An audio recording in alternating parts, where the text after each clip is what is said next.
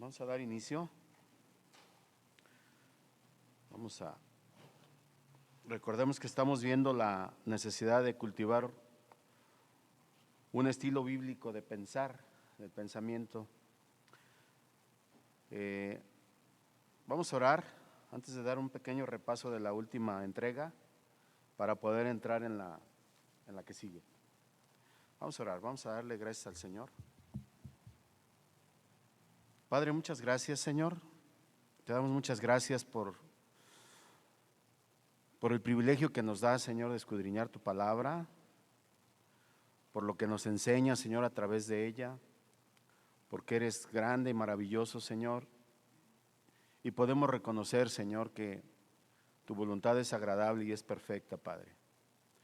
Gracias por el tiempo de mis hermanos, Señor, porque se han tomado este tiempo para venir a escudriñar tu palabra. Y, Señor, te pedimos que sea para edificación de cada uno de nosotros, Señor. Bendice, por favor, este tiempo, Padre. Te lo pedimos en el nombre de nuestro Señor Jesucristo. Amén y amén. Bien, en la entrega 2, en la entrega anterior, vimos que cómo fue que se malogró la mente humana. ¿Sí se acuerdan? Vimos que cuando Dios completó la creación, dice en Génesis 1:31, y vio Dios todo lo que había hecho, y he aquí que era bueno en gran manera. Hasta ahí todo iba bien. Adán y Eva tenían una correcta relación con Dios y les esperaba una vida de felicidad terrenal para ellos y para su descendencia hasta antes de que apareciera el pecado en sus vidas. Y vimos también que a causa de esa desobediencia, cuando aparece el pecado, vimos en síntesis que Eva cambió la verdad de Dios por la mentira de Satanás y decidió desobedecer la voz imperativa de Dios, comiendo del fruto prohibido y dándole de comer a Adán. Y dijimos que Adán se había hecho cómplice del pecado porque él era el responsable. Y Adán también comió el fruto prohibido y dándole de comer a Adán, dice, cayeron los dos en el engaño del diablo y su mente fue dañada por el pecado. Y eso es lo que vimos en síntesis. La mente fue dañada y ese fue el inicio, ¿verdad? Quedando tan débil, la mente dañada, que ya no les fue posible, humanamente hablando, mantener una relación con Dios. Tampoco el hombre pudo conservar la capacidad de ver y ejecutar la vida desde la perspectiva de Dios. Así que la raza humana se separó de su Dios y de su Creador. Y terminamos con 8 puntos como consecuencia como resultado de una mente dañada. Y dijimos que el hombre ya no se volvería a preocupar por los pensamientos de Dios, sino solamente los de los hombres. Esto está basado en el Salmo 53:1 y en Romanos 1:25. Ya no tendría tampoco una visión espiritual, sino que fueron hechos ciegos por Satanás para no ver la gloria de Dios. 2 Corintios 4:4. A causa de esta mente dañada ya no sería más sabio, sino necio. ¿Sí? Salmo 14:1 y Tito 3:3. Ya no estaría más vivos para Dios, sino que estarían muertos en sus delitos y pecados. Romanos 8:5 del 11 al 14. Y ya no se interesarían más por las cosas de arriba, sino por las cosas de abajo. Colosenses 3:2. Ya no caminarían más en la luz, sino en la oscuridad. Y esto lo dijo nuestro Señor Jesucristo en Juan 12:35 al 36. Ya no poseerían la vida eterna, ya no poseerían más la vida eterna, sino que se enfrentarían a una muerte espiritual, es decir, a la separación eterna de Dios. Segunda de Tesalonicenses 1:9. Y por último, ya no vivirían más en el reino espiritual, sino en el reino de la carne. Ahora, decíamos que si aquí terminara la enseñanza, pues realmente estaríamos condenados a vivir perdidos, alejados de Dios, en fin. sin esperanza. Y la enseñanza de hoy es, ¿puede reivindicarse la mente? Es una pregunta, ¿puede? Claro que sí. Vamos a ver algunos puntos, no vamos a terminar esta enseñanza el día de hoy, pero vamos a ver algunos puntos que tienen que ver sobre todo con la salvación. Vamos a ver muchos pasajes en donde nos indica que para poder iniciar una reivindicación, una renovación de nuestra mente, lo primero que tenemos que hacer es lo que la mayoría de nosotros ha hecho.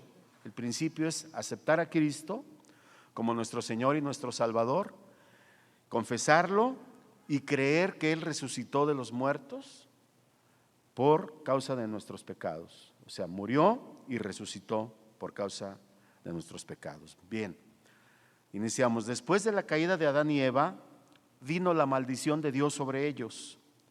En Génesis 3, 16 al 19, dijo a la mujer: multiplicaré en gran manera los dolores de tus preñeces, con dolor darás a luz los hijos, y tu deseo será para tu marido, y él se enseñoreará de ti. Y al hombre le dijo: por cuanto obedeciste la voz de tu mujer y comiste del árbol que te mandé diciendo, no comerás de él, maldita será la tierra por tu causa, con dolor comerás de ella todos los días de tu vida, espinos y cardos producirá y comerás plantas del campo. Con el sudor de tu rostro comerás el pan hasta que vuelvas a la tierra, porque de ella fuiste tomado, pues polvo eres y al polvo volverás. Muy bien. Nosotros sabemos que la mente, ya vimos que la mente del hombre, cuando hablamos del hombre y la mujer, fue dañada a causa del pecado. Y aunque la mente de ellos aún funcionaba, no funcionaba al mismo nivel superior como al principio, como cuando fueron creados. La mayoría de los científicos hoy simplemente descarta la idea que los humanos usan menos del 10% de su mente, como un mito que se originó en el siglo XIX o a principios del siglo XX. Y es posible que sea así. Pero aunque no se pueda medir ciertamente la capacidad mental de la raza humana, sobre todo la mente poscaída, es decir, después de la caída del hombre, ha sido seriamente disminuido en su relación como la tenía Adán y Eva antes de haber pecado. Y esto es particularmente cierto en el ámbito espiritual, en el reino espiritual. Porque en el ámbito intelectual, el hombre sigue razonando, sigue resolviendo problemas, pero el asunto es en la cuestión espiritual. Cuando llegamos a la idea de Dios, de un ser superior, hoy vemos muchos, muchos incrédulos, mucha gente que es muy inteligente, que es muy capaz racionalmente, pero que espiritualmente está en ceros, no cree en la idea de Dios. Esa es la filosofía de los nuevos ateos.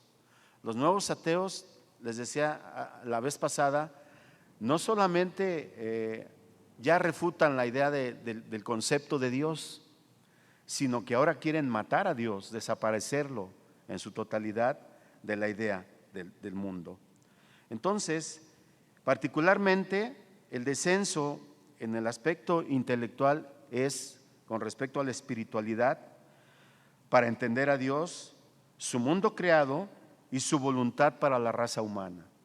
Es ahí donde se presentan las mayores dudas de los intelectuales y vamos a ver entonces cómo puede redimirse una mente. Antes de la caída, Adán y Eva podían potencialmente pecar, como fue y sucedió.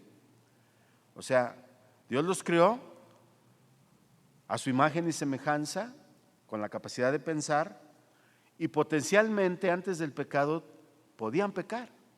Y de hecho eso fue lo que sucedió. Después de la caída, tenían abiertamente una inclinación al pecado. O sea, en eso consiste la degradación. ¿Sí? Ahora ya no era una idea potencial del pecado, sino era abiertamente una inclinación de su corazón, pecar, por lo que había sucedido en la tentación.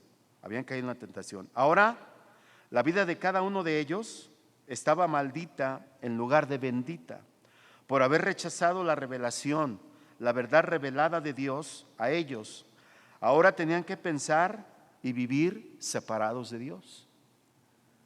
¿Sí? Dios se separa de ellos. Entonces, a diferencia de al principio, la raza humana parecía sentenciada a juicio, ¿sí? Sin esperanza, más allá de la muerte, como piensan los ateos. Simplemente somos materia. Ellos dicen, tú te mueres y ya, no pasa nada, hasta ahí. Y no, la idea de aquel que tiene la idea de Dios, él piensa más allá. Nosotros tenemos la esperanza de estar un día en la presencia del Señor. Y eso, si el Señor no viene antes, vamos a morir y tenemos la esperanza de estar junto a Él. ¿Sí? Entonces la raza humana parecía estar condenada a la muerte eterna, como lo afirman los nuevos ateos, donde dicen que todo acaba después de la muerte. Sin embargo, Dios en su misericordia y en su gracia proveyó un Salvador, quien sería capaz de restablecer esa relación correcta entre Dios y la raza humana, alienada, es decir, separada sobre una base individual. Nosotros sabemos quién es ese Salvador, sabemos quién es esa persona a la que Dios designó esa tarea. Lo manifiesta, vamos a ver varias escrituras, les decía, que nos hablan acerca de cómo es que obtenemos nuestra salvación. Y una vez obteniendo la salvación, entonces podemos empezar a pensar en una mente redimida. Redimida quiere decir salvada, apartada del mal, separada del pecado. Tito 3, 4 al 7 dice: pero cuando se manifestó la bondad de Dios, nuestro Salvador, y su amor para con los hombres, escuche, nos salvó, no por obras de justicia que nosotros hubiéramos hecho, sino por su misericordia, por el lavamiento de la regeneración y por la renovación en el Espíritu Santo, el cual derramó en nosotros abundantemente. ¿Por quién? Por Jesucristo nuestro Salvador. Aquí está el concepto. Jesucristo nuestro Salvador, para que justificados por su gracia, viniésemos a ser herederos conforme a la esperanza de la vida eterna. O sea, aquí está la esperanza que Dios nos da a través de la salvación por la fe en nuestro Señor Jesucristo, nuestro Señor y Salvador.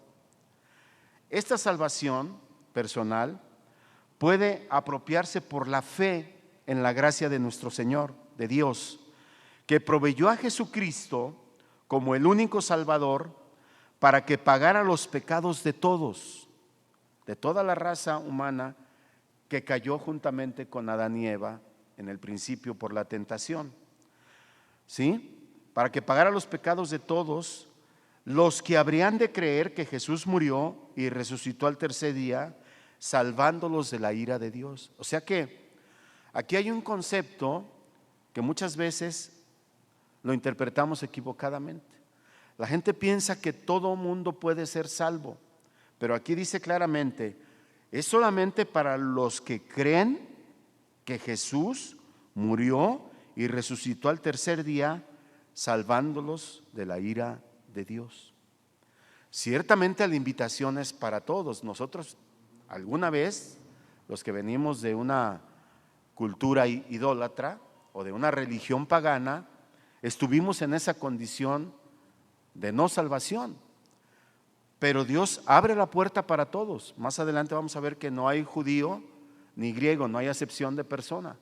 Entonces, la salvación es para los que habían de creer que Jesús murió y resucitó al tercer día, salvándolos de la ira de Dios. Romanos 10, a partir del versículo 8 al 13, dice lo siguiente: mas ¿qué dice? Habla de la palabra. Cerca de ti está la palabra, en tu boca y en tu corazón. Esta es la palabra de fe que predicamos, que si confesares con tu boca que Jesucristo es el Señor. Fíjese, si confesamos con nuestra boca que Jesús es el Señor y creyeres en tu corazón, ya vimos el concepto de corazón que tenían los hebreos. Vimos que el corazón es todo. El corazón tiene que ver con la inteligencia, tiene que ver con las emociones, tiene que ver con todo nuestro ser. Entonces, cuando dice Pablo que si confesares con tu boca que Jesús es el Señor y creyeres en tu corazón, es decir, con todo tu ser, que Dios le levantó de los muertos, o sea, que Él resucitó por nosotros, serás salvo. Entonces, es importante entender y confesar que nosotros creemos que Jesús murió y resucitó por nuestros pecados. Así seremos salvos. Porque con el corazón, con todo nuestro ser, se cree para justicia, pero con la boca se confiesa para salvación. Entonces, es importante no avergonzarnos del Evangelio, porque hay muchos que son de la secreta, ¿no? Cuando alguien nos pregunta o le pregunta a alguien que es cristiano, no, yo soy simpatizante, el que es cristiano, la que es cristiana es mi mujer o mi mamá, o no, yo nada más voy para que no diga nada, ¿verdad? No, es importante confesar con nuestra boca para salvación, porque estamos negándolo. Y el mismo Señor Jesucristo dijo que el que lo negare a Él, Él también lo negará en el cielo. Entonces es importante. Entonces, la Escritura dice: todo aquel que en Él creyere no será avergonzado, porque no hay diferencia, lo que decíamos ahorita, entre judío y griego, pues Él, el mismo que es Señor de todos, es rico para con todos los que le invocan. Entonces nosotros tuvimos la fortuna de obtener la misericordia de Dios cuando escuchamos su palabra y lo aceptamos como nuestro Salvador y nuestro Señor. Y ahora lo invocamos a Él, porque todo aquel que invocare el nombre del Señor será salvo. Parece, y de hecho es una enseñanza muy fundamental, pero es importante que lo entendamos para poder saber cómo podemos reivindicar nuestra mente, cómo podemos empezar a entender la renovación de nuestro espíritu y de nuestro corazón. Ahorita vamos a llegar más adelante. Primera de Corintios 15, del 1 al 4, volviendo otra vez a las escrituras que hablan de confesar el nombre de Jesús para ser salvos, dice: además os declaro, hermanos, está hablando Pablo, el evangelio que os he predicado, el cual también recibisteis, en el cual también perseveráis, por el cual asimismo, si retenéis la palabra que os he predicado, seréis salvos. Si no, creísteis en vano. O sea, si perseveras en la palabra, dice Pablo, que yo te he predicado, serás salvo. Si no perseveras en ella, si no indagas en ella, si no tratas de ver la mente del Señor, la mente de Jesús, entonces creíste en vano. Eso es lo que nos está diciendo. Porque primeramente les he enseñado lo que asimismo recibí, que Cristo murió por nuestros pecados. Aquí está otra vez. Que Cristo murió por nuestros pecados conforme a las Escrituras, y que fue sepultado y resucitó al tercer día conforme a las Escrituras. Vemos otra vez que se repite la misma confesión: creer en Jesús y creer que Él se levantó de los muertos, que resucitó al tercer día. Y esto hace alusión a todas las profecías del Mesías cumplidas en el Señor Jesucristo a través de toda la Biblia, desde todo lo que es el Antiguo Testamento.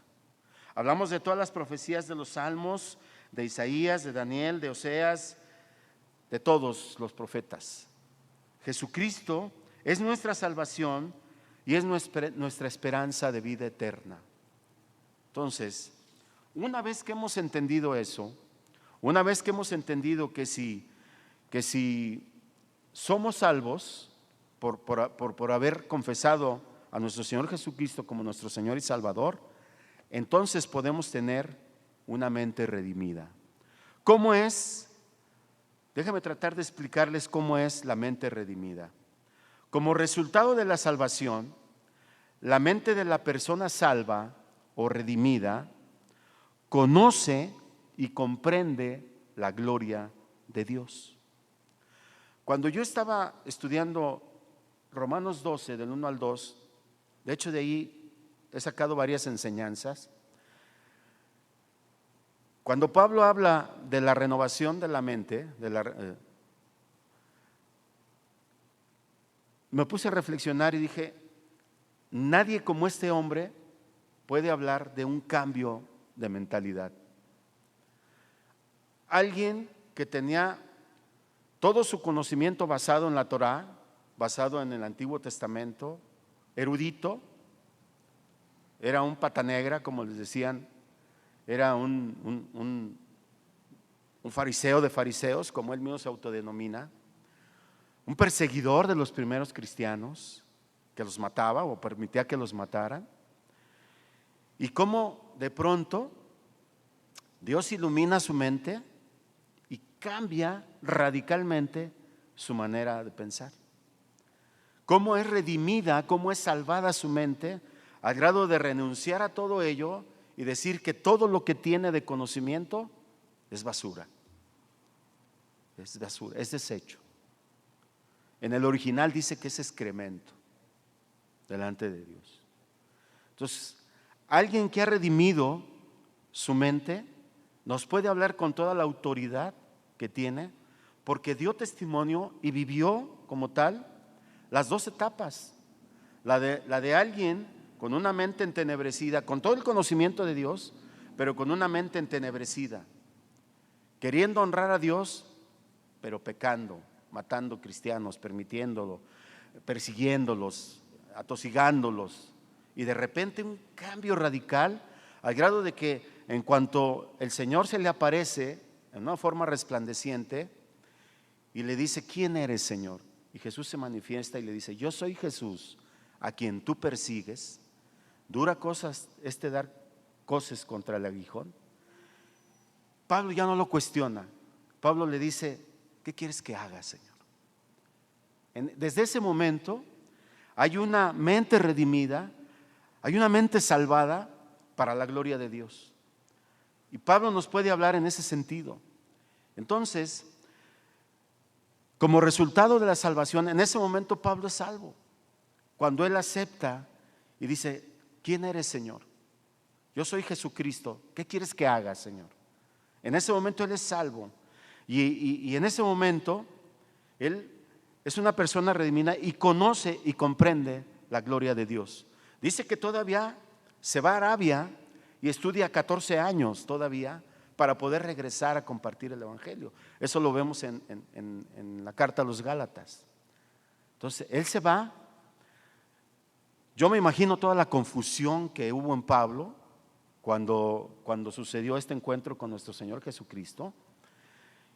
Y todo lo que él tuvo que regresarse para escudriñar la palabra, ver todas las profecías, ver todo lo que se estaba cumpliendo, en todo lo que había escuchado de Jesús y poder entonces regresar y hacerse un verdadero defensor del cristianismo. Entonces él ya, una vez redimida su mente, comprende lo que significa la gloria de Dios.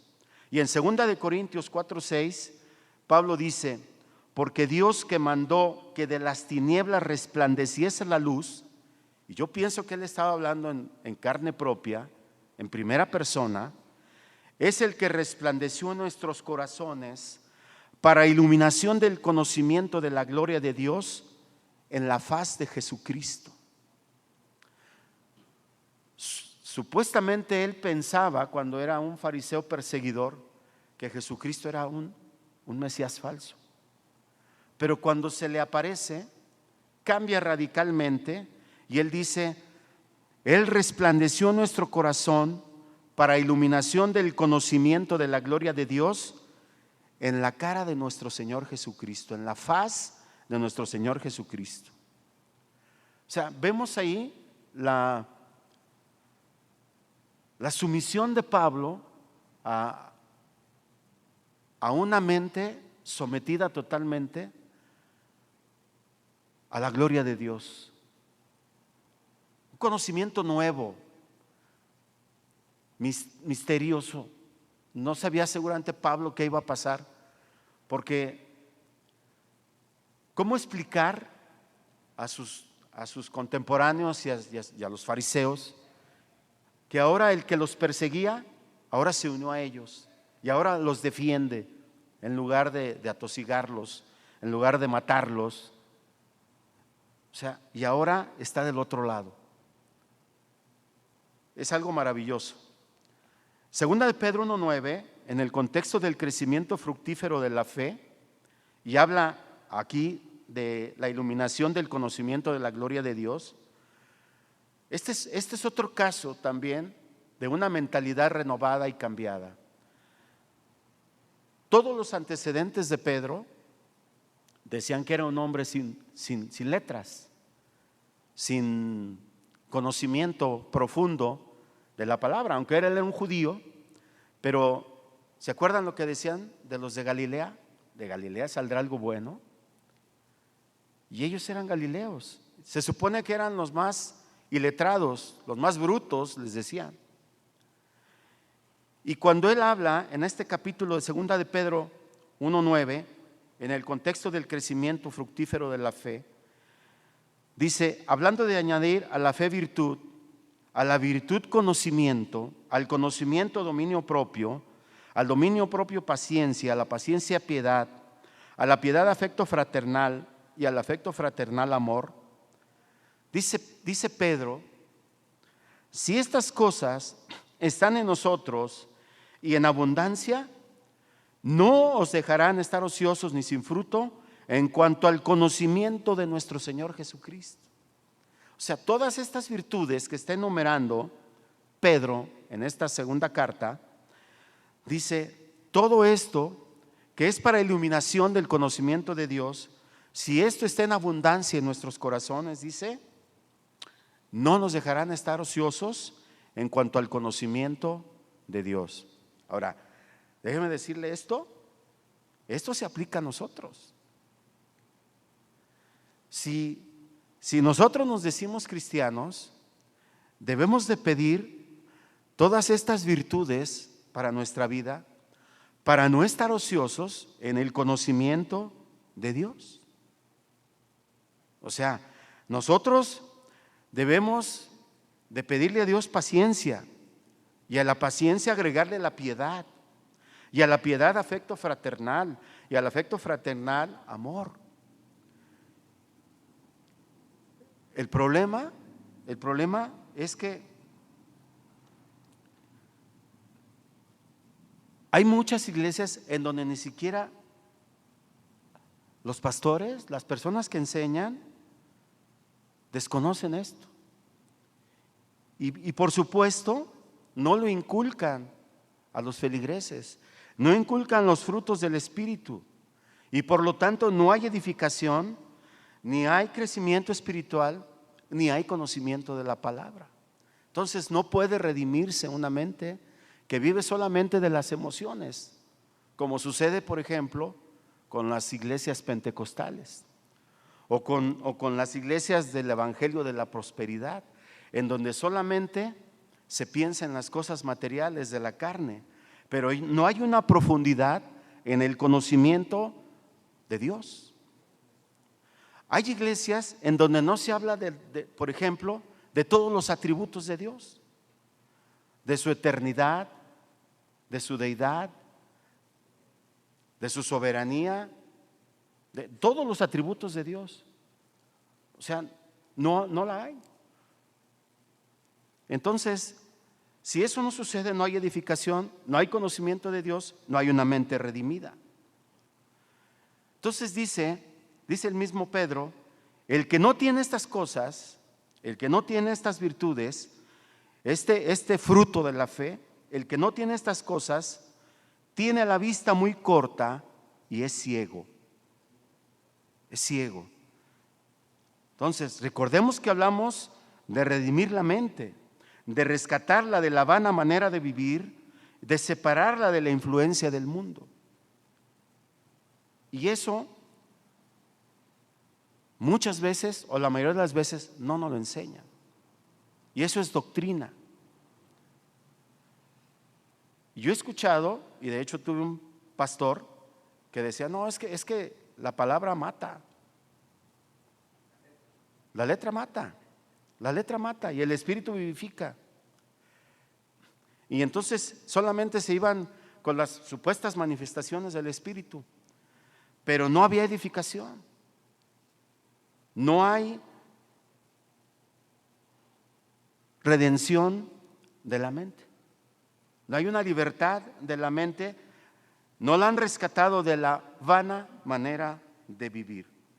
Entonces, el que tiene la mente renovada, ahora esta persona posee, como nos decía el pastor en las últimas enseñanzas, el casco de la salvación para proteger la mente contra las acechanzas de Satanás, como dice Efesios 6:11, para no dejarla vulnerable contra él, contra Satanás, como antes de la salvación.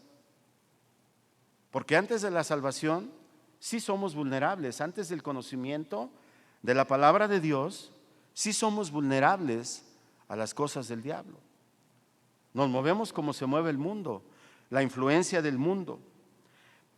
Por eso en Efesios 6:17 dice, tomen el yelmo de la salvación. ¿Se acuerdan qué es el yelmo? El yelmo, perdón, que nos lo pusieron en la pantalla. Es un casco que protege la cabeza y también el rostro. Tomen el yelmo de la salvación y la espada del Espíritu, la palabra de Dios. Entonces, la exhortación es clara, a escudriñar la palabra. Tomar el yelmo de la salvación para protegernos de las acechanzas del diablo y la espada del Espíritu, que es la palabra de Dios. Una vez que la mente ha sido redimida, rescatada del cautiverio del pecado, de la ignorancia de la palabra, de la esclavitud de la maldad, en el que nos encontrábamos antes de reconocer el sacrificio de Cristo por cada uno de nosotros, una vez que reconocemos esto, Dios y el Espíritu Santo nos convierten en nuevas criaturas, en nuevas personas. Aquí toma sentido la palabra de 2 de Corintios 5, 17 al 21. Una palabra muy conocida y que muchas veces se ha distorsionado. De modo, usted se la sabe, de modo que si alguno está en Cristo, nueva criatura es. Yo espero que ahora tengamos una idea un poquito más clara de esta porción de la palabra. De modo que si alguno está en Cristo, ahorita vamos a ver, en Cristo, nueva criatura es. Las cosas viejas pasaron, he aquí todas son hechas nuevas.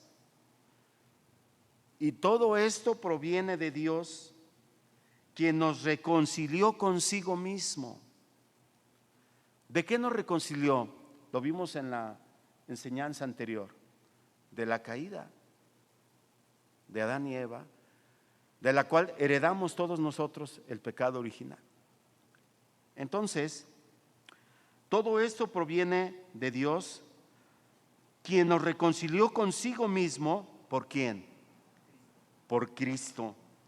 Y nos dio el ministerio de la reconciliación, que Dios estaba en Cristo reconciliando al mundo consigo, no tomándoles en cuenta a los hombres sus pecados, y nos encargó a nosotros la palabra de la reconciliación. Así que ahora somos embajadores en el nombre de Cristo, como si Dios rogase por medio de nosotros, o rogamos en nombre de Cristo, dice, reconciliaos con Dios.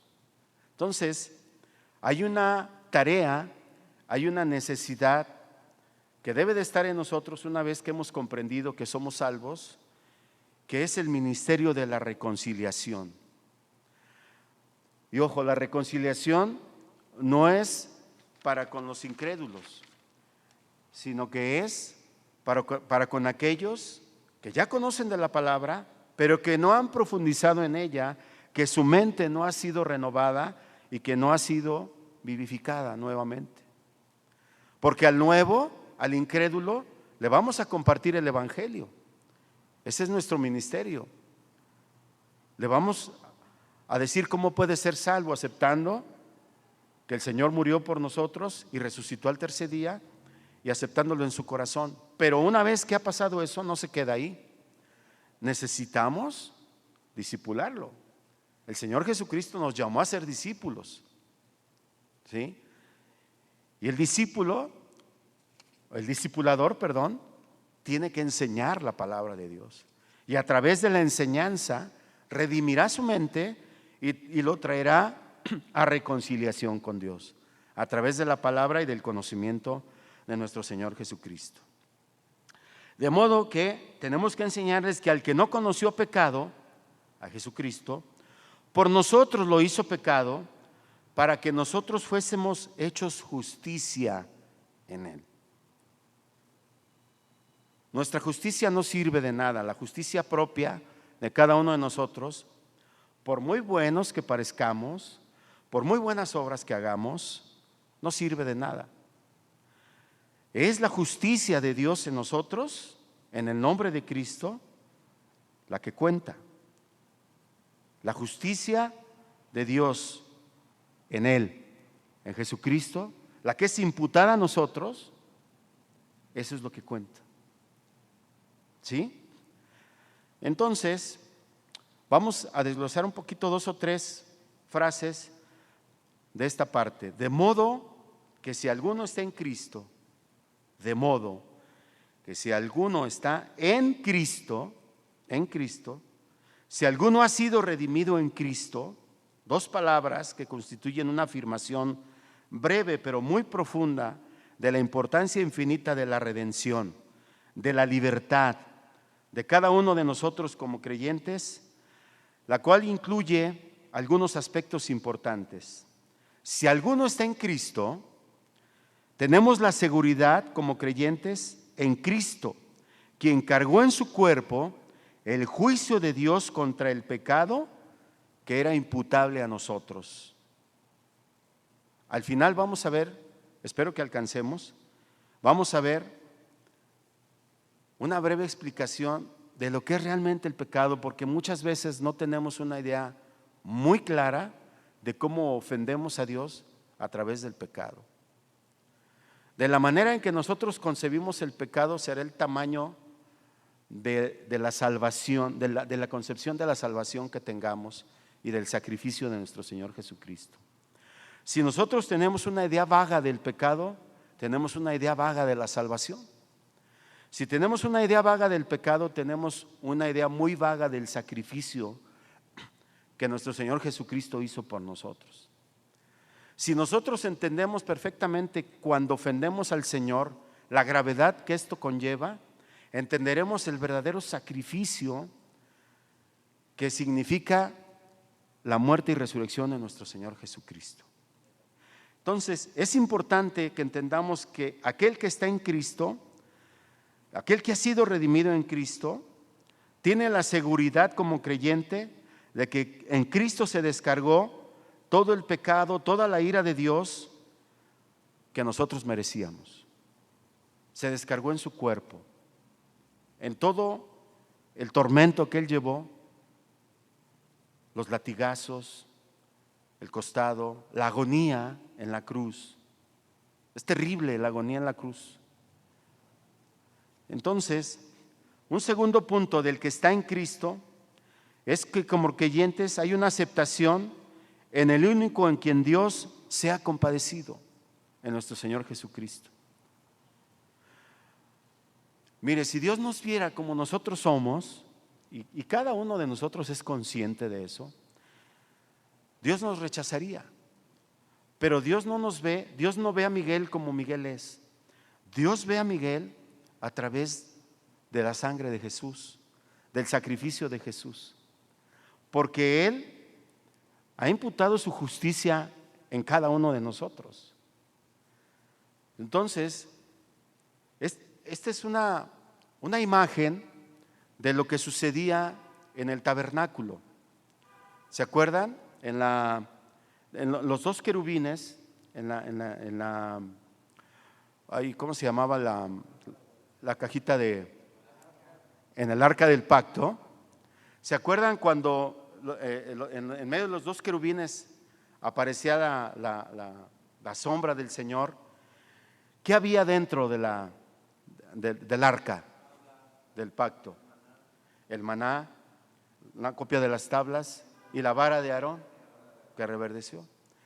3 símbolos del pecado. ¿Sí?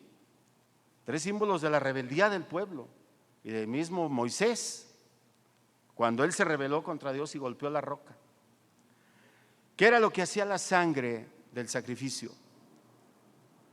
Cubría esas cosas, cubría el pecado. Y una vez que cubría el pecado, aparecía la Shekinah, Dios o la Shekinah, la presencia de Dios, y Dios hablaba a través de eso. Pero una vez que había sido ofrecido el sacrificio, una vez que la sangre había cubierto el pecado, bueno, ese es un símbolo del sacrificio de nuestro Señor Jesucristo. Cuando Él muere en la cruz, derrama su sangre, Él cubre nuestros pecados y Dios ya no nos ve a través de lo que somos, sino a través del sacrificio de nuestro Señor Jesucristo. Entonces, el creyente que está en Cristo sabe que Dios ha tenido solamente misericordia, se ha compadecido de uno que a su vez nos ha cubierto a nosotros, de Jesucristo. Y tenemos que estar conscientes de eso, que por nosotros no sucede nada, todo es por el sacrificio. Fuimos redimidos, fuimos salvados por la sangre de Cristo.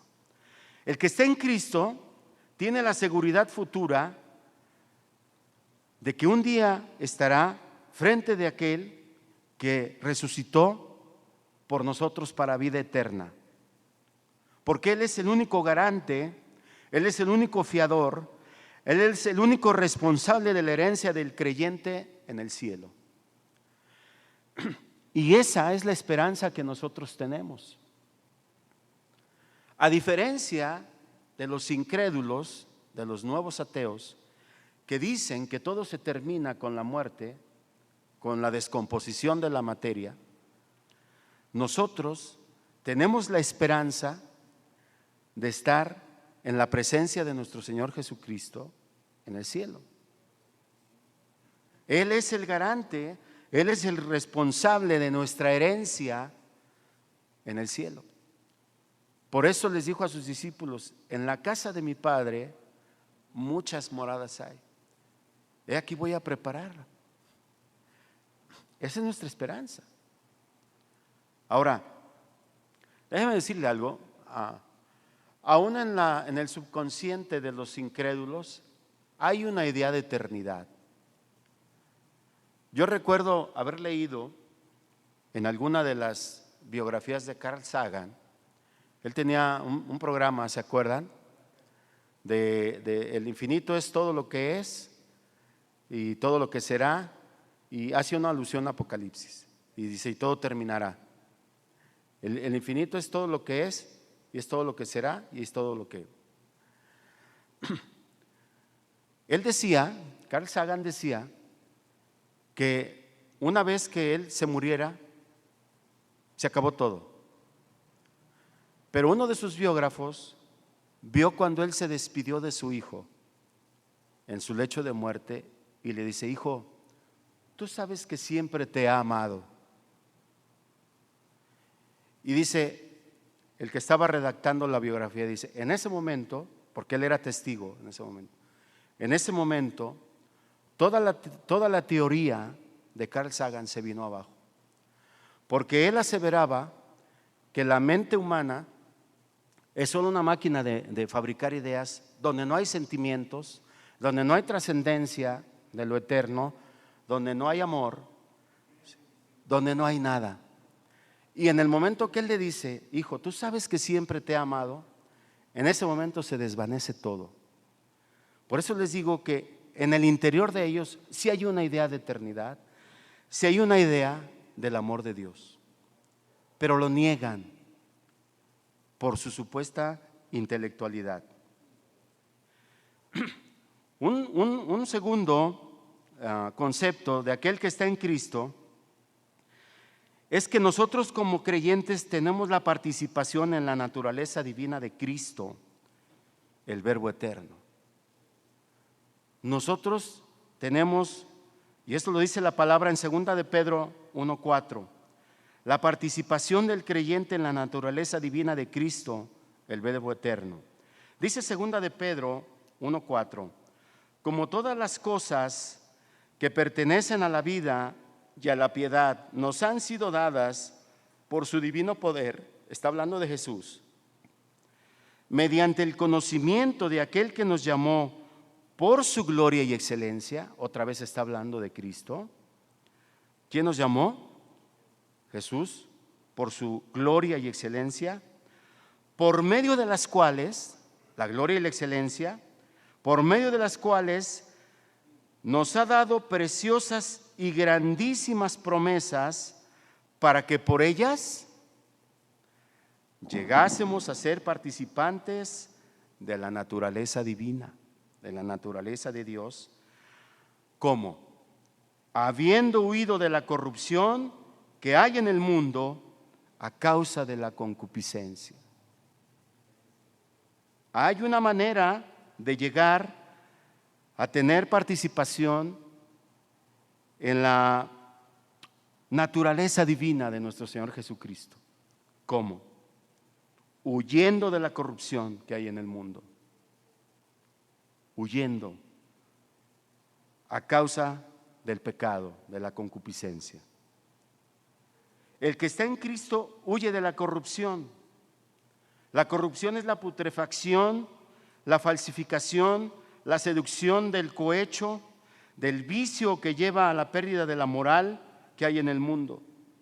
Y asimismo, a causa de la concupiscencia, que es el deseo inmoderado de los bienes terrenos y de los deseos sensuales, ¿les suena parecido eso? Doctrina de la prosperidad. La concupiscencia es el deseo inmoderado de los bienes terrenos y de los deseos sensuales, sensoriales. Y cuando dice que somos nuevas criaturas, esto describe algo que es creado en un nivel nuevo de excelencia, pero es un nivel espiritual. Se refiere a la regeneración, se refiere al nuevo nacimiento, como dice Efesios 2, 1 y 2. Dice que Él nos dio vida aún cuando estábamos muertos en nuestros delitos y pecados, en los cuales anduvimos en otro tiempo, siguiendo la corriente de este mundo, conforme al príncipe de la potestad del aire, el espíritu que ahora mora en los hijos de desobediencia. Así nos encontró el Señor. Pero ahora dice que nos ha dado vida eterna. Fíjense la misericordia de Dios, la grandeza de Dios. Eso muchas veces no lo dimensionamos, ni siquiera lo captamos. Nos han enseñado y efectivamente que Dios nos salva, que su gracia y su misericordia son eternas, pero no profundizamos más. Y la idea de esto es que precisamente entendamos que la expiación o la expresión, de que nos dio vida aún estando muertos en nuestros delitos y en nuestros pecados, es una expresión que incluye el perdón para el cristiano de sus pecados que fueron pagados en la muerte sustitutiva de nuestro Señor Jesucristo. O sea, entendamos eso. Fueron pagados en la muerte sustitutiva. ¿Quién, si dice que es sustitutiva, quién merecía esa muerte? Nosotros. ¿Quién nos sustituyó? Jesucristo. Al que no conoció pecado, por nosotros lo hizo pecado, para que fuésemos hechos justicia delante de Dios. Gálatas 6:15 dice: porque en Cristo Jesús ni la circuncisión vale nada, ni la incircuncisión, sino una nueva criatura, la que está en Cristo. La que está en Cristo. Las cosas viejas pasaron, dice. Una vez que somos hechos nuevas criaturas, las viejas cosas pasaron, o las cosas viejas pasaron, perdón.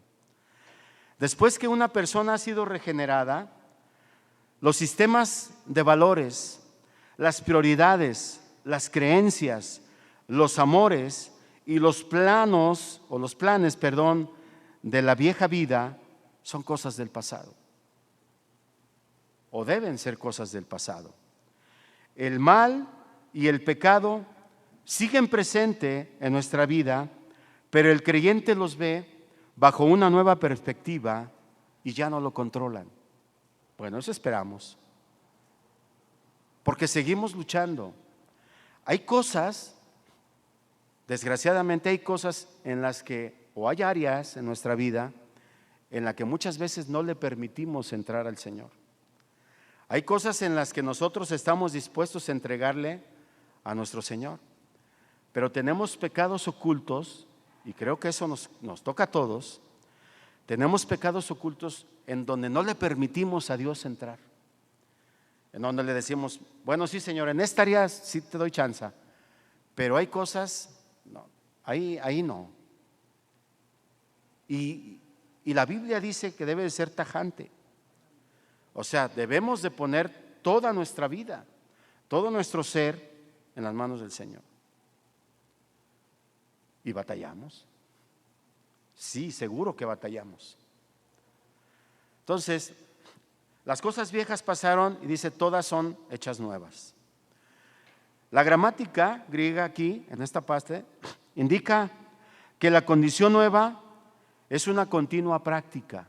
Es decir, no es un hecho que sucede una vez y ya, sino que es un hecho que sigue sucediendo continuamente. ¿Sí? Todas las cosas son hechas nuevas, pero va siendo progresivamente. Una vez que vamos conociendo del Señor la voluntad de Dios, por eso es importante conocer su palabra, por eso es importante conocer la voluntad de Dios. Yo creo que en la siguiente enseñanza vamos a ver un poco de las diferentes tergiversaciones que hay acerca de la voluntad de Dios antes del arrepentimiento. Entonces, cuando dice que todas son hechas nuevas, dice que esto debe ser progresivo.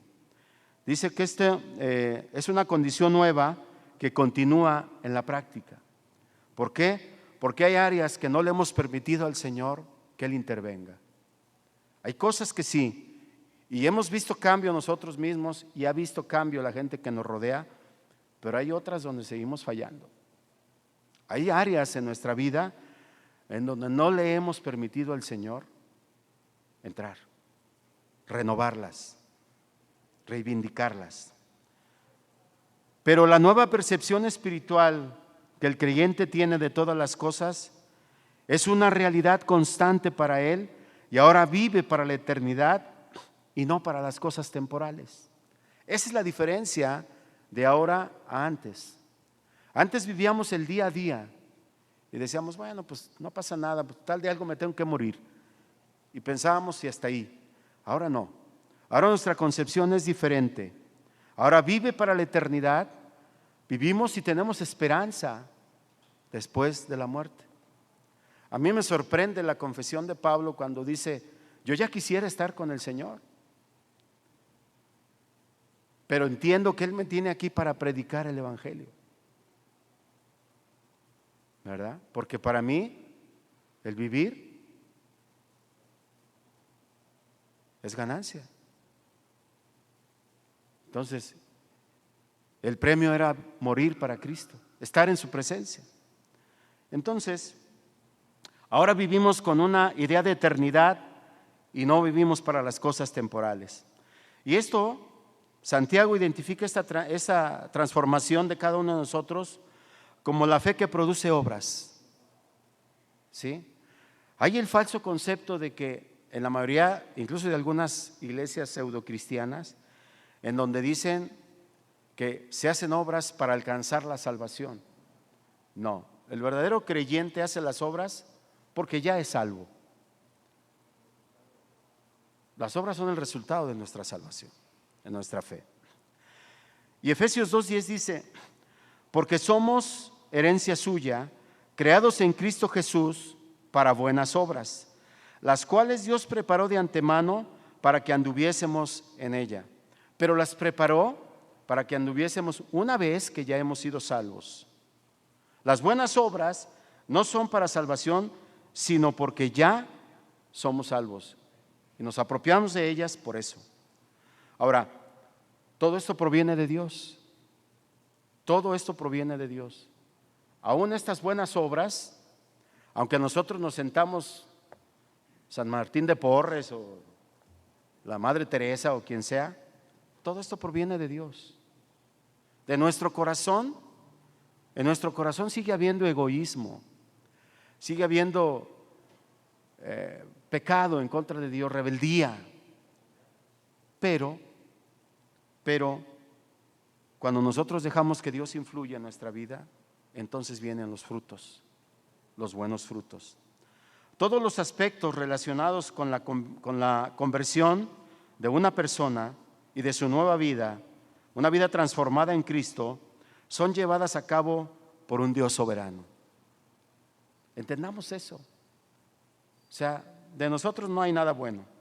Dice la palabra de Dios que nuestras buenas obras son trapos de inmundicia delante de Dios. Los pecadores no pueden decidir por cuenta propia que van a participar en estas nuevas realidades. Por eso, 1 Corintios 8, del 4 al 5 dice: pues aunque haya algunos que se llaman dioses, sea en el cielo o en la tierra, como hay muchos dioses y muchos señores. Pablo estaba hablando en su contexto, en su vida. ¿Se acuerdan cómo se hacía llamar César? Dios. Una gran parte de los mártires, de los primeros mártires del cristianismo, murieron a causa de negarse a rendirle culto al César como Dios. Y ellos decían, ¿se acuerdan de Policarpo? Yo recuerdo el testimonio de Policarpo cuando le manda hablar el representante del César y le dice: renuncia a Cristo y di que el César es Dios. Y Policarpo le dice: no puedo renunciar. 80 años le he servido a mi Señor y nunca me ha faltado. Nunca. Y le dice: si no renuncias, te espera el fuego eterno. Te espera el fuego. Le dice: tú me amenazas con un fuego que va a durar unas horas, pero tú estás condenado al fuego eterno. Entonces, y finalmente lo queman. Perdón, lo mandan al Coliseo. No lo quemaron, pero lo mandaron al Coliseo. Entonces, todo esto proviene de Dios. Entonces dice que muchos, porque aunque haya algunos que se llaman dioses, sea en el cielo o en la tierra, como hay muchos dioses y muchos señores, para nosotros, sin embargo, solo hay un Dios. Solo hay un Dios.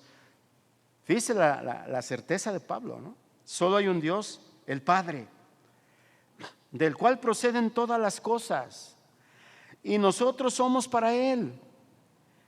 Y un Señor, Jesucristo, por medio del cual son todas las cosas, y nosotros por medio de Él.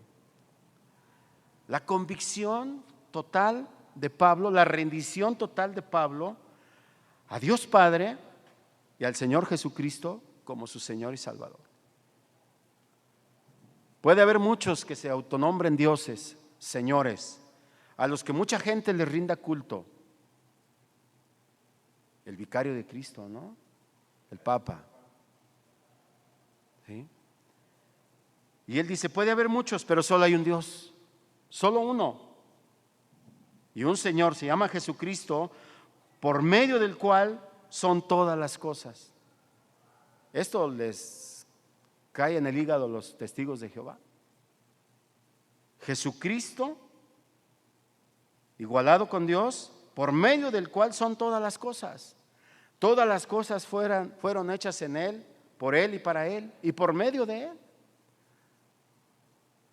Entonces no es una creación de Dios, Él es Dios, ¿sí? Y nosotros, si somos algo, lo somos por medio de Él, por medio de nuestro Señor Jesucristo. En resumen, y vamos a concluir aquí porque ya pasan las 9, traía mucho más. En resumen, como resultado de la salvación, la mente de la persona redimida, rescatada de la ignorancia de la palabra, conoce y comprende la gloria de Dios, y aunque antes estuvo enceguecida por Satanás, ahora esta persona posee el casco de la salvación para proteger la mente contra las acechanzas del diablo, en lugar de dejarla vulnerable contra él como antes de la salvación. Esa es una mente redimida. Esta nueva persona ahora tiene un conocimiento de Dios y su voluntad que antes no tenía. Esa es una mente redimida. Entonces, sí se puede redimir la mente. ¿Cuál es la clave? Creer en nuestro Señor Jesucristo para ser salvos. Y de ahí empezar a conocerlo y a conocerlo. En la siguiente entrega vamos a ver la mente renovada y nos vamos a fletar en Romanos 12, 1 y 2. Y vamos a hablar de la mente renovada y vamos a hablar de un espíritu renovado, el espíritu de la mente renovado. Alguna vez yo ya se los comenté, es bien importante que el apóstol Pablo le confiere un espíritu a la mente. Es decir, lo más profundo de la mente, lo que realmente la gobierna. No es solamente la máquina de producir ideas, que eso funciona y sigue funcionando bien, sino el espíritu que la gobierna, lo más profundo, el timón de la mente. Amén. Entonces vamos a orar, vamos a darle gracias al Señor. Yo espero que hayamos entendido algo, hermanos. Espero que Dios nos haya hablado. Vamos a orar. Padre, te damos muchísimas gracias, Señor. Muchísimas gracias, Padre. Realmente es una bendición, Señor. Así como es un compromiso escudriñar tu palabra, es una gran bendición, es un banquete, Señor, el que tú nos brindas a través del conocimiento de tu palabra.